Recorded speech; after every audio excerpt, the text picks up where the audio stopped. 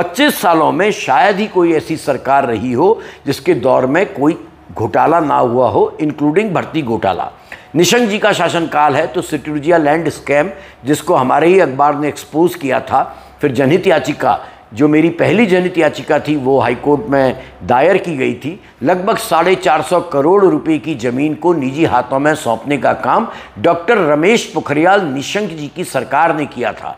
यहाँ आम आदमी का पन्ना एक बाबू के यहाँ से, तहसीलदार के यहाँ से, एसडीएम के यहाँ से हिलता तक नहीं है, जिलाधिकारी तक नहीं पहुँच पाता है।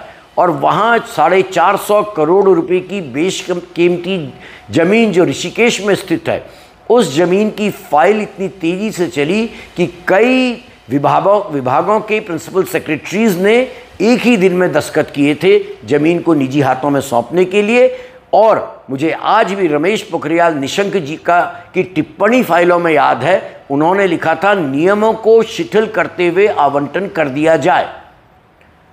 भला हो अदालतों का, हाई कोर्ट का और उसके बाद सुप्रीम कोर्ट का कि हमारी जनहित याचिका के बाद वो सारी की सारी ज़मीन शासन में निहित कर दी गई। लेकिन भ्रष्टाचार ने इतनी जकड़ बनाई, इतनी पकड़ बनाई कि जनरल भुवन चंद्र खंडूरी जी के शासनकाल में, मुझे अपनी एक खबर याद आ गई, उनके प्रमुख सचिव हुआ करते थे सारंगी। सारंगी के लिए हमने एक खबर लिखी थी, सारंगी की भ्रष्ट धुन, जिसमें बताया गया था कि हर प्रकार के अलॉटमेंट में, जल विद्युत परियोजनाओं के अलॉटमेंट में, ट्रांसफर्स में, पोस्टिंग्स में किस प्रकार का करप्शन हो रहा है।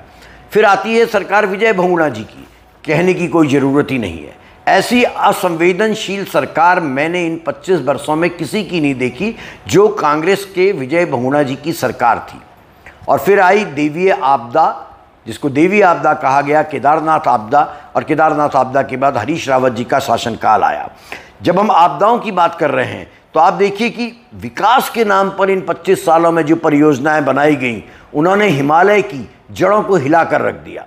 2013 में केदारनाथ आपदा में ऑफिशियल जो फिगर्स हैं वो 5000 लोगों की जान जाने का है, ना मालूम कितनी जानें गई। बताया जाता है कि आज भी जब केदारनाथ का रीडेवलपमेंट प्रोसेस चल रही थी तब भी कितने शव दबे हुए मिले थे। जोशीमठ का धसाव 2022 और 23 का, पूरा शहर दरारों में बदल गया क्योंकि सुरंगों, सड़क परियोजनाओं और बांधों ने जमीन का संतुलन बिगाड़ दिया। सिलकियारा सुरंग हादसा 2023 में हुआ। विकास परियोजनाओं में सुरक्षा की अनदेखी ने मजदूरों की जान पर बन आई थी। बड़ा रील बनाई गई, बड़ी तारीफें हुई कि सारे मजदूरों को बचा लिया गया। मूल प्रश्न ये कि ऐसी सुरंग बनाने की आवश्यकता ही क्यों।